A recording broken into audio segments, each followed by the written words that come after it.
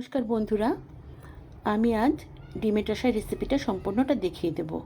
তো প্রথমে আমি কড়াইতে তেল দিয়ে দিলাম আর সিদ্ধ করে কেটে রাখা হাঁসের ডিমগুলো আমি দিয়ে দিলাম।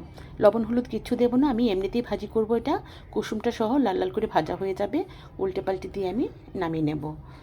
তারপরে আমি দিয়ে দেব ওই কড়াইতে তেলের সাথে তেজপাতা, গোটা গরম মশলা আর পেঁয়াজ, এগুলো একটু লাল লাল করে ভাজতে ভাজতে আমি মিক্সিতে সমস্ত মশলাগুলো একসাথে আমি পেস্ট করে নিয়েছি।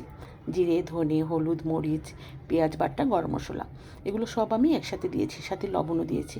তো এখন একটু জল দিয়ে এটাকে কষিয়ে নিচ্ছি। কষানো হয়ে গেলে তাতে আমি দিয়ে দেবো আলুটা দিয়েও আমি আরেকটু কষিয়ে নেব, লাল লাল করে ভাজা ভাজা করে নেব। আর এই ডিমের রসাটা খেতে খুবই মজার। আমার খুব মন চাচ্ছিল যে কয়েকটা দিন ধরে যেটা খাবো। এমনিতে তো গোটা গোটা করে রান্না করা হয়ই, আমি ভাবলাম যে একটু চিড়ে নেব। চিড়ে নিলে কুসুমটা ভাজা হলে খুব ভালো লাগে খেতে, ফ্লেভারটা খুব সুন্দর থাকে।